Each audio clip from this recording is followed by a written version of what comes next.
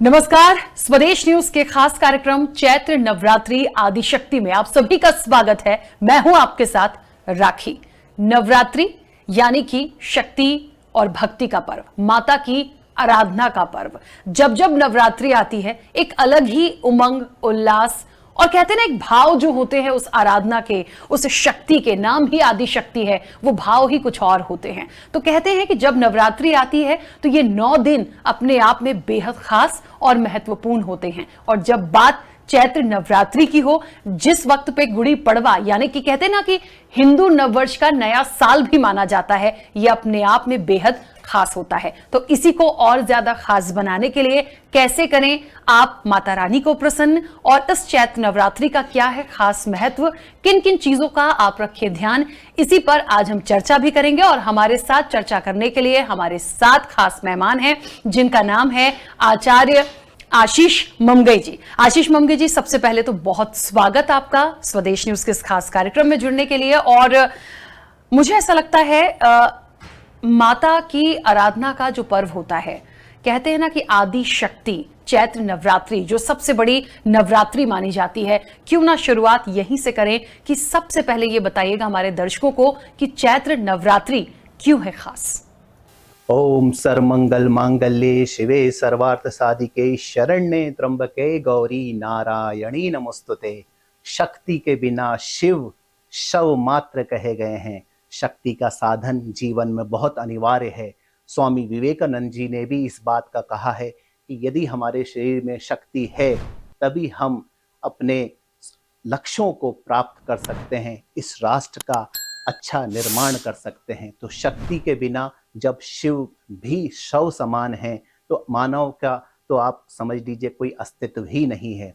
शक्ति हमें पल पल पे जागृत चाहिए हमारे शरीर में। यदि आप स्टूडेंट हैं, 10 से 12 घंटे आप पढ़ाई कर रहे हैं तो उसके लिए भी आपको शक्ति चाहिए।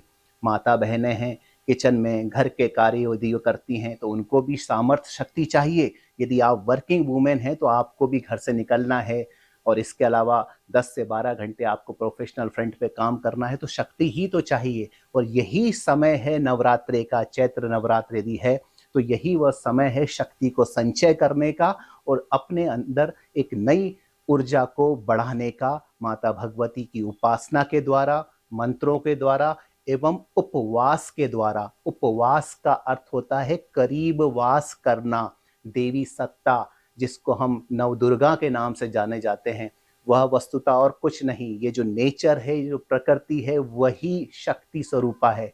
उसका यदि हमने संवर्धन कर लिया, उसकी हमने निकटता पा ली, उस प्रकृति का हमने उपवास कर लिया, तो हमारे शरीर में एक नित नई ऊर्जा निश्चित रूप से आ जाएगी। बिल्कुल आचार्य जी, मुझे लगता है चैत्र नवरात्रि का कितना महत्व है, इससे ज्यादा एक बात और होती है। कहते हैं ना कि जब भी कोई नवरात्रि होती है, अमूमन हम एक सनातन धर्म से जोड़कर देखें तो महत्व होता है, वैज्ञानिक महत्व कितना खास होता है। जी बिल्कुल। हमारे जितने भी सनातन धर्म के जितने भी तीज, त्योहार, परंपराएं ऋषि प्राचीन मुनियों ने प्रतिपादित की हैं, उन सब के पीछे वस्तुतः एक बहुत गहरा और सूक्ष्म विज्ञान है। इसे ना सिर्फ सनातन धर्म से जोड़ना चाहिए, जबकि इस चीज को हमें गहनता से समझना भी चाहिए। कोई फर्क नहीं पड़ता कि हम सनातन धर्म से हैं अन्यथा दूसरे धर्म से। वस्तुतः अगर हम इसकी बात करें कि जो चैत्र नवरात्रे आते हैं, इन नवरात्रों में यदि हम देखें तो अब हम सूर्य ज्योतिष के हिसाब से बात करें तो सूर्य अपनी उच्च राशि अर्थात मेष राशि की ओर अग्रसर होंगे। हम एक जो ठंड का समय था, वसंत ऋतु थी, अब हम ग्रीष्म ऋतु की ओर बढ़ेंगे, सूर्य नारायण तपेंगे। तो हम एक ऋतु से जब दूसरी ऋतु की ओर अग्रसर होते हैं तो एक बेटर सरवाइव करने के लिए, अनुकूलन स्थापित करने के लिए ये संधि काल में नवरात्रे का पर्व मनाया जाता है। वस्तुतः पूरे वर्ष पर्यंत 4 नवरात्रे आते हैं, 2 नहीं आते।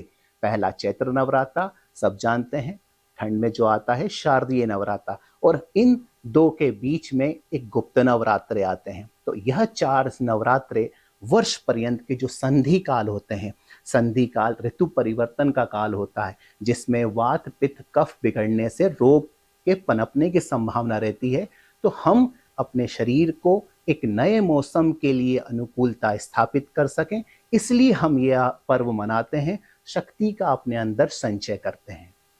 माता की इस आराधना के लिए मुझे लगता है अब वो समय है जो सब यहाँ जानना चाहते हैं।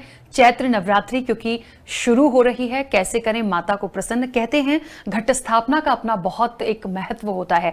तो मैं आशीष जी चाहूंगी हमारे दर्शकों को बताइए कि घट स्थापना का शुभ मुहूर्त क्या है और कैसे उस स्थापना को करें। जी, देखिए आप सबको जैसे कि ज्ञात ही है, कल अर्थात 30 मार्च रविवार से चैत्र नवरात्रा गुड़ी पड़वा चैत्र नवरात्रे के तहत प्रथम शैलपुत्री माता की हम स्तुति आराधना करके इस उत्सव का क्रम आरंभ करेंगे। सर्वप्रथम कलश एवं घट स्थापना का महत्व माना गया है। घट का मतलब होता है घड़ा, जिस घड़े में हम थोड़ा सा जिसको बोलते हैं मिट्टी और जौ रख के हम उसको 9 दिन पुष्पित करते हैं, पल्लवित करने का प्रयास करते हैं।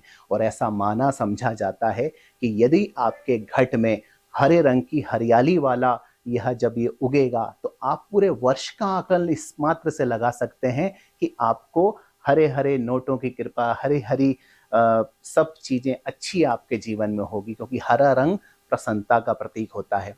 तो हम घट स्थापना का जो सर्वश्रेष्ठ मुहूर्त है, कल इस पर्व का जो करेंगे श्री गणेश, भगवान गणेश का नाम लेके, और घट अर्थात मटके में हम छोड़ा मटका या मिट्टी का पात्र हो, उसमें मिट्टी लेंगे, ज्वारे का डालेंगे और हल्का सा हम सिंचन उसमें कर देंगे। कलश की स्थापना करेंगे, कलश में पंच पल्लव हम लगाएंगे, इसके अलावा सिक्का डालेंगे, खड़ी हल्दी हम उसमें डालेंगे और उसके ऊपर हम जो नारी केला जिसको बोलते हैं श्रीफल लगा के हम पूजा करेंगे। और श्री गणेश भगवान की स्तुति करके, देवी माता का ध्यान आह्वान करके हम माता को मनाएंगे। देवी माता के साथ 2 सत्ताएं साथ में चलती हैं, एक भैरव सत्ता, एक हनुमत सत्ता।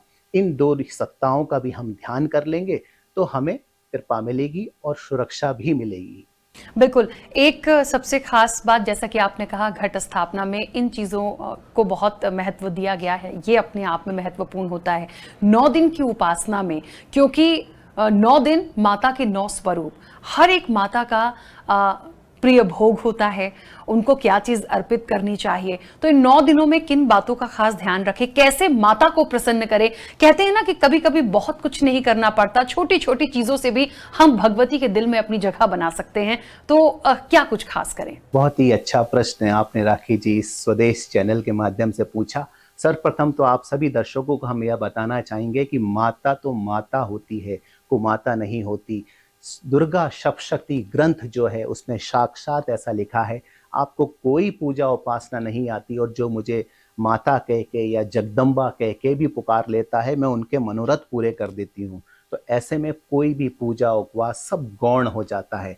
आपको जितनी भी श्रद्धा आपके मन में है, जितना भी आप अपने अल्प ज्ञान से जानते हो, उतना आप संपादित करें। देवी सत्ता को, ईश्वर सत्ता को सिर्फ और सिर्फ आपका भाव चाहिए। आप भाव से ही भगवान वस्तुतः बने हैं। तो आप जितना उसमें अपना भाव लगाएंगे, सच्चे मन से देवी आराधना करेंगे और देवी स्वरूपा, बहुत महत्वपूर्ण बात बता रहे हैं, आपके घर परिवार में जो भी देवी स्वरूपा, स्त्री वर्ग हो, माता हो, बहन हो, समाज में देवी स्वरूपा आपके साथ में काम करने वाले कुलीग्स हों, उनके अंदर भी देवी का भाव रख के आपने ये कर लिया, भाव रख लिया, साक्षी भाव, देवी भाव, तो यह वस्तुता और भी ज्यादा देवी आराधना होगी। और यही चीज हम आप सभी से निवेदन करेंगे, इस भाव के साथ आप देवी जी को मनाएं। बिल्कुल। किन किन चीज़ों को शामिल करें माता की आराधना के लिए। अमूमन सभी लोग जानते हैं पूजा कैसे होती है, और लेकिन कहते हैं ना कि भगवती को सबसे ज़्यादा प्रिय क्या है। 9 दिन की उपासना में जब भी जो हमारे दर्शक हैं, जो भी श्रद्धालु हैं, पूजा करने बैठें, किन किन सामग्रियों का चयन करें और उसी से माता को प्रसन्न करें। बहुत ही अच्छी बात है। देखिए, बात की जा रही है शक्ति की उपासना की, शक्ति के संचय की। तो आप देखिए, जितने भी मेवे होते हैं, फल होते हैं, है ना, और दुग्ध से बनी चीज, दूध से बनी चीज, स्वयं दूध हो गया, दही हो गया, शहद हो गया, लस्सी हो गया, तो ये चीजें हमको देवी माता को भोग में अर्पित भी करना चाहिए। और अर्पण करने के बाद हमको इसको प्राप्त भी करना चाहिए प्रसादी के रूप में। तो यह चीज़ें जो प्राकृतिक चीज़ें हैं, जो गैस में और तेल में पकाई ना गई हों, वही चीज़ें वस्तुतः हम ग्रहण करें, तो इसी से ही वास्तविक शक्ति हमारे अंदर आएगी।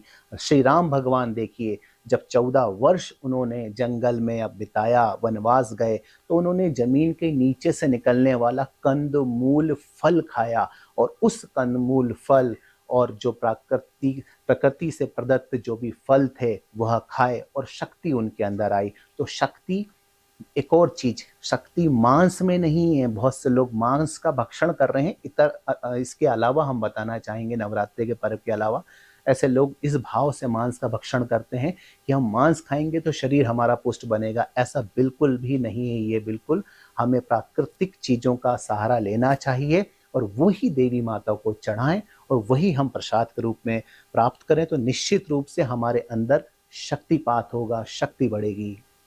बिल्कुल। पूजन सामग्री का एक जिक्र मैंने यहाँ किया था, किन किन चीज़ों का हम अपने साथ में रखें। अमूमन सभी लोग हर चीज़ का ध्यान रखते हैं, लेकिन उन सामग्री के साथ माता को प्रसन्न करने के लिए कहते हैं कि कुछ जाप होते हैं, मंत्र होते हैं। माता के लिए किन मंत्रोच्चार का उपयोग करें पूजा के दौरान? देखिए, माता भगवती जो है उनके 9 दुर्गा कहलाती हैं, 9 स्वरूप हैं। दुर्गा जी का जो बीज मंत्र है, ओम लगा के, ओम का संपुट लगा के दुम दुर्गाए नमः, ये मंत्र है। इसमें 9 की 9 दुर्गा का इसमें आ जाता है। और दूसरा, हमने इस श्लोक के साथ, जिस श्लोक के साथ यह एपिसोड शुरू किया था, ओम सर्वमंगल मांगल्ये शिवे सर्वार्थ साधिके शरण्ये त्र्यंबके गौरी नारायणी नमोस्तुते, मतलब मैं आपकी शरण में हूँ माँ, इसका आप उपयोग कर सकते हैं। तो निश्चित रूप से देवी सत्ता आपके मंत्र के प्रयोग के हिसाब से आपको समुचित वरदान देंगी। बिल्कुल। आचार्य जी, 9 दिन नवरात्रि के होते हैं। बहुत सारे ऐसे लोग हैं जो उपवास भी रखते हैं, और जो उपवास रखते हैं, माता की 9 दिन आराधना के जो व्रत रखे जाते हैं, उसकी कितनी खास महत्व है? जी बिल्कुल। देखिए, हमको यह समझना पड़ेगा, नवरात्रि कहा जाता है, 9 दिन नहीं कहा जाता। नवरात्रि में रात्रि का महत्व है। आपका यह भी प्रश्न हो सकता है कि बहुत से ऐसे वर्किंग्स वुमेन हैं, मेन हैं, जो दिन भर अपने कैसे करके यदि उपवास रखें, देवी साधना कैसे करें, तो उनको रात्रि का साधन करना चाहिए। और वस्तुतः रात्रि का ही साधन देवी सत्ता को मनाने के लिए करें, क्योंकि उसमें जो रहस्य छुपा है, नवरात्रि बोला जाता है। शिवरात्रि जैसे बोलते हैं ना, इसको भी नवरात्रि। तो रात्रि की जो पूजा होती है उसमें विशेष प्रभाव आ जाता है। तो दिन भर आप अपने कार्य करिए, और जो आपको पाठ करना है, मंत्र करना है, होम इत्यादि करना है, देवी साधना, आराधना, ध्यान करना है, तो वो रात्रि का साधन करें। जितनी भी लेट नाइट, अर्धरात्रि को भी आप करेंगे, तो उतना प्रभाव में यह देवी का अनुष्ठान हो जाएगा। एक सबसे महत्वपूर्ण बात होती है, जैसा कि आपने कहा, बहुत लोग वर्किंग है, उतना समय नहीं दे पाते, तो क्योंकि नवरात्रि है, रात्रि के समय भी आप यदि समय दे रहे हैं, पूजा आराधना कर रहे हैं, उसका भी आपको फल निश्चित तौर पर मिलेगा। लेकिन एक बात है आचार्य जी, क्योंकि लोग व्रत भी करते हैं, पूजा पाठ करते हैं, माता के इस नवरात्रि को मनाते भी हैं, बहुत सारी ऐसी चीजों का ध्यान रखना चाहिए। क्योंकि मैंने सुना है, कहते हैं आप भगवान के दरबार में कितना ही मत्था टेक लीजिए, लेकिन आपकी नीयत और आपके कर्म साफ होने चाहिए, तब आपको उसका फल मिलता है। तो ऐसा कहते हैं कि आप कितनी ही पूजा आराधना इन 9 दिनों में करें, लेकिन कुछ उन बातों का ध्यान रखें जिसको बहुत जरूरी होता है, और तभी आप भगवान को प्रसन्न कर सकते हैं। मेरा मूल रूप से प्रश्न ये है कि किन बातों का इन नवरात्रि में ध्यान रखा जाए? 3 चीजें होती है, मनसा वाचा कर्मणा। कोई भी देवी देवता की आप आराधना कर रहे हो, मन से, वचन, वाणी से और अपने कर्म से आपको अपनी नीयत साफ रखनी है, शुद्ध होना है, सात्विक होना है, तभी संबंधित देवी देवता और उपवास का पूर्ण फल आप पा सकेंगे। जैसे कि हमने थोड़ी देर पहले बताया था, हमको साक्षी भाव रखना है, देवी भाव रखना है। देवी माता भगवती, जो हम समाज में जहाँ भी जा रहे हैं, जो स्त्री वर्ग है, उसके अंदर भी शक्ति का अंश है, हमें उनका भी सम्मान करना है। तो मनसा वाचा कर्मणा हम इसमें फोकस करेंगे, तटस्थ भाव रखेंगे, साक्षी भाव रखेंगे, देवी भाव रखेंगे, शुद्धता रखेंगे, पवित्रता रखेंगे, तो निश्चित रूप से हमारी पूजा सार्थक होगी। बिल्कुल। कहते हैं आ, शेरों वाली मैया होती है, सिंह सवारी वाली मैया होती है, लेकिन जब जब नवरात्रि होती है तो माता एक खास सवारी पर आती हैं। इस बार किस सवारी पर है माता रानी और कितना महत्व है? जी, बहुत ही सुंदर प्रश्न है। इस बार सबसे अच्छी बात यह होने जा रही है कि देवी माता भगवती की जो सवारी है वह गज की सवारी है, हाथी की सवारी है। और हाथी, जैसे कि आपने समझा होगा, सुना भी होगा, प्राचीन समय में राजा महाराजाओं के पास हुआ करते थे, जो शक्ति संपन्न हुआ थे उनके पास थे। तो यह निश्चित रूप से देवी माता भगवती का हाथी के पे सवार होके आना समृद्धिदायक रहेगा।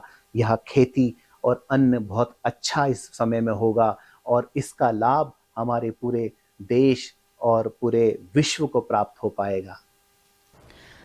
कुछ ऐसी बातें जो इन नवरात्रि के समय में नहीं होनी चाहिए। कहते हैं कि एक कुछ चीजें जो हमने सुन रखी हैं, क्रोध बहुत ज्यादा ना करें, झूठ ना बोलें, लेकिन खास तौर पर मैं जानना चाहती हूँ, श्रद्धालु भी जानना चाहते हैं कि इन नवरात्रि में किन चीजों से आप बचें। बहुत ही अच्छा प्रश्न है। अहंकार नहीं करना है, शो ऑफ नहीं करना है भक्ति का। बहुत से लोग हम देखते हैं किसी देव स्थान जाते हैं और वो अपने सोशल मीडिया पे, व्हाट्सएप स्टेटस में ढेर सारी फोटो लगा देते हैं। तो ये भक्ति का आडंबर से हमें बचना चाहिए, अहंकार भी नहीं करना चाहिए, क्योंकि कई बार देखा यह भी गया है कि देवी माता वो माता हैं, बहुत जल्दी कृपा कर देती हैं। और कभी आपको ऐसा लगे पूजा उपासना के दौरान आपको कुछ दिव्य सुगंध आए, या आपको ऐसा लगे कि आपने उनकी प्रति रूप का दर्शन कुछ पा लिया है, तो आप इसका अहंकार ना करें, इस देवी कृपा समझें और इसका आडंबर भी ना करें। कोई ऐसा बताया जाता है इन सब चीज़ों को, क्योंकि मंत्र जितना परम गुप्त एवं रहस्यमय होता है, देवी का स्वरूप भी उतना गुप्त एवं रहस्यमय होता है। कुछ भी कृपा प्रसादी आपको प्राप्त होती है इन नवरात्र के दिनों में सच्चे भक्त के रूप में, तो आप उसका ढिंडोरा ना पीटें, आडंबर ना रखें, गुप्त रखें अपने तक, तो निश्चित रूप से वह आपके लिए और भी लाभदायक सिद्ध होगा। एक बात है, इन नवरात्रि में कहते हैं कि माँ की आराधना करते हैं, सुख संपत्ति के लिए 9 दिन माता को मनाया जाता है। आचार्य जी, क्या कोई ऐसी उपाय हैं? मान लीजिए कोई बहुत ज़्यादा बीमार है, लंबे समय से परेशान है, किसी की जॉब की परेशानी है, किसी के विवाह की परेशानी है। कहते हैं ना कि हम कैसे अपने जीवन को सुख समृद्धि हमारे जीवन में बनी रहे, सब चीज़ बहुत अच्छी रहे। स्टूडेंट्स हैं, वो अपनी एजुकेशन के लिए सोचते हैं, तो अलग अलग इन सभी वर्गों के लिए क्या कोई खास उपाय होता है जो इन 9 दिनों में माता की आराधना करके पूरा किया जा सके? दुर्गति नाशिनी दुर्गा जय जय, काल विनाशिनी काली जय जय, उमा रमा ब्रह्माणी जय जय, सीता राधा रुक्मणी जय जय। जो दुर्गति का नाश कर देती है वह कहलाती है दुर्गा। देवी माता को आप स्टूडेंट हो, चाहे आपका स्वास्थ्य अच्छा नहीं रहता या जो भी आपके मनोरथ हो, सिर्फ लौंग के 2 जोड़े, 2 नग आप देवी जी को आप चढ़ाएं और उसके बाद प्रसाद स्वरूप आप खाएं, तो आप जिस भी क्षेत्र में हो, यह आपकी समस्त शत्रु बाधा भी हटाएंगी, आपका पढ़ाई में मन भी लगाएंगी और आपका रोजी रोजगार में भी बरकत देंगी। तो सिर्फ 2 लौंग के जोड़े से, आसान उपाय से आप जिस भी क्षेत्र में हैं उस क्षेत्र की दुर्गति से बचेंगे और उन्नति को प्राप्त करेंगे। तो यह छोटा सा उपाय सुनने में लगेगा, लेकिन यह बहुत प्रभावी उपाय है। हमारे सभी दर्शकों को यह अपनाना चाहिए।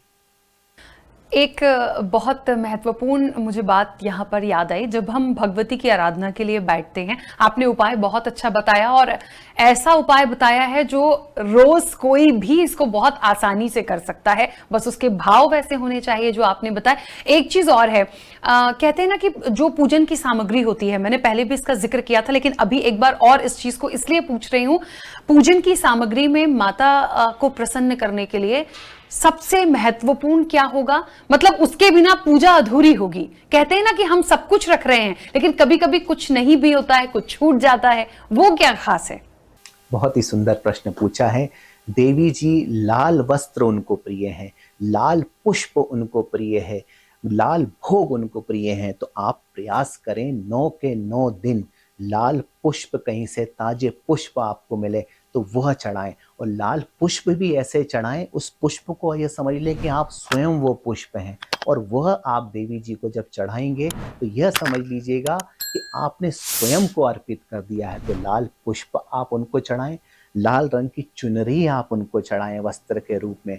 लाल रंग का भोग क्या होगा? लाल रंग का भोग होता है अनार। अनार आप उनको चढ़ाएं। देवी पुराण में ऐसा कहा गया है कि हमें देवी जी को ऐसा फल चढ़ाना चाहिए जिसमें बीजों की संख्या ज्यादा हो, हार्वेस्टिंग के लिए हम हमारा सभी प्रकार से हमारी उन्नति हो हर क्षेत्र में। इसलिए एक ऐसा फल जो लाल भी है और बीजों से भरा हुआ है, जिसको बोलते हैं अनार। अनार आप उनको चढ़ाएं और प्रसाद स्वरूप फिर आप पाएं, और आप देखिए कि जीवन के प्रत्येक क्षेत्र में आपको कैसे उन्नति प्राप्त होती है, देवी कृपा कैसे प्राप्त होती है। देखिए, प्रत्येक चीज में आज का यंगस्टर हो चाहे जो भी हो, डू एंड डोंट्स मांगता है कि क्या करना चाहिए और क्या नहीं करना चाहिए। तो हम बता देते हैं कि आपको क्या करना चाहिए और क्या नहीं करना चाहिए। देखिए, प्रतिदिन अपनी शुद्धि का आपको ध्यान रखना चाहिए। 2 समय आप स्नान कर सकें, क्योंकि सुबह और शाम आपको देवी जी को मनाना है, तो 2 समय आप स्नान करना जरूरी है। 2 समय नवीन नए वस्त्र, नए का मतलब ये हो जो साफ सुथरा वस्त्र हो, दोनों समय की पूजा के लिए नए वस्त्र आपको पहनना है। और जब भी आप देवी जी की पूजा करें तो उनके समक्ष आप कोई ताजा आहार इत्यादि रखें उनको मनाने के लिए। बहुत से लोग दीप का संकल्प लेते हैं, यह बहुत महत्वपूर्ण बिंदु है। अखंड दीप यदि आप जलाना चाहते हैं तो उसका भी पहले दिन संकल्प लें। संकल्प समय महत्वपूर्ण है, जो आप आज हमारे डिस्कशन में छूट गया।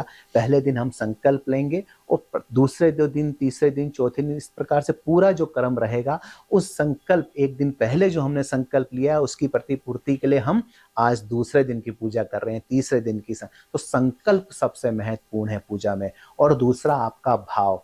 अब हम बात करते हैं कि क्या नहीं करना चाहिए।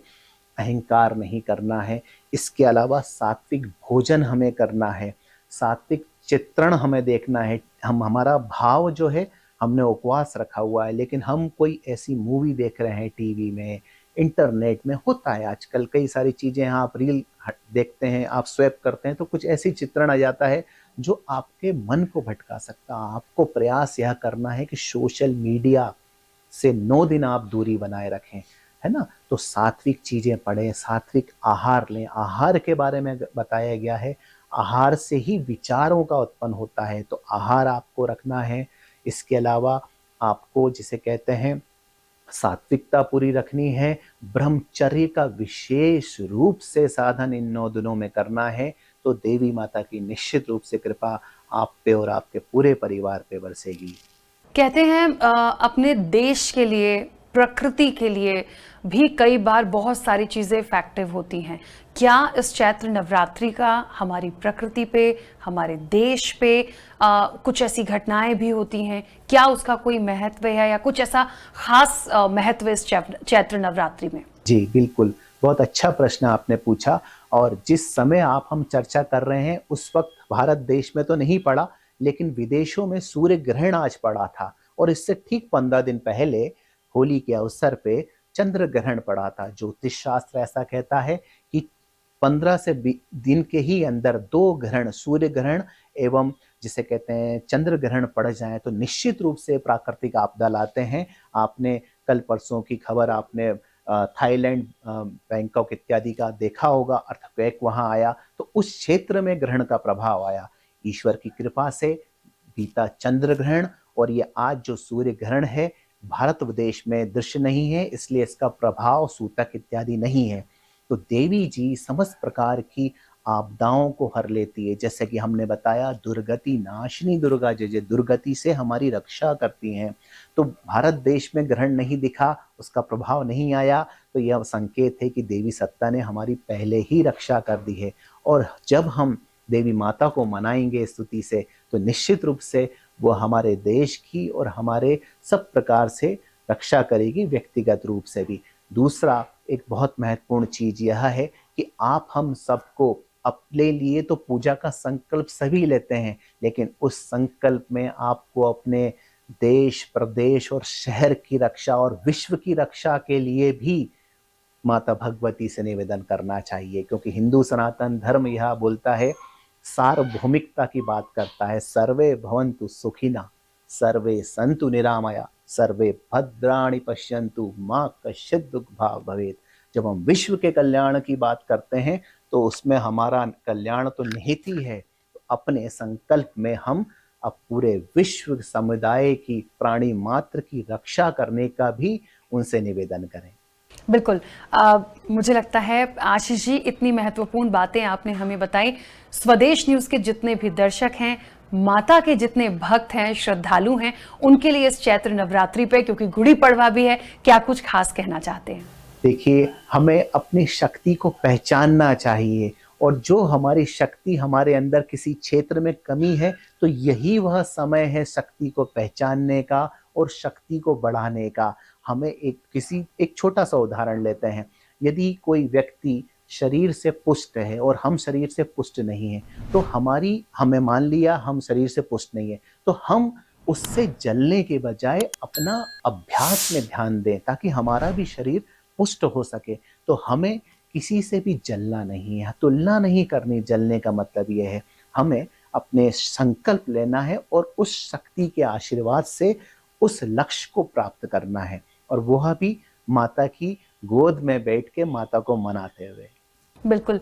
आशीष ममगे जी, बहुत बहुत शुक्रिया इतनी महत्वपूर्ण बातें हमें बताने के लिए, हमारे दर्शकों को बताने के लिए इस चैत्र नवरात्रि पर। बहुत बहुत शुक्रिया हमसे बातचीत करने के लिए। तो आचार्य आशीष ममगे जी हमारे साथ थे। चैत्र नवरात्रि की बहुत सारी शुभकामनाएं आप सभी को। और मुझे लगता है जितनी बातें आचार्य जी ने बताई हैं, आप उनका पालन कर लीजिए। ये 9 दिन नवरात्रि, और हमेशा ही कहते हैं ना कि माता प्रसन्न तो सब कुछ प्रसन्न और सब कुछ अच्छा। तो जो भी आपके पास है, नहीं है, थोड़ी सी चीजें हैं, आपके भाव अच्छे रखिए और इस नवरात्रि को हर्षोल्लास के साथ मनाइए। माता की कृपा हम सब पर, आप सब पर यूं ही बनी रहे इस नवरात्रि में, और हमेशा जीवन भर यही कामना भी करते हैं। और चलते चलते एक बार फिर से आप सभी को चैत्र नवरात्रि, गुड़ी पड़वा की बहुत सारी शुभकामनाएं। फिलहाल हमारी खास चर्चा में चैत्र नवरात्रि आदिशक्ति में इतना ही। दीजिए इजाजत, नमस्कार।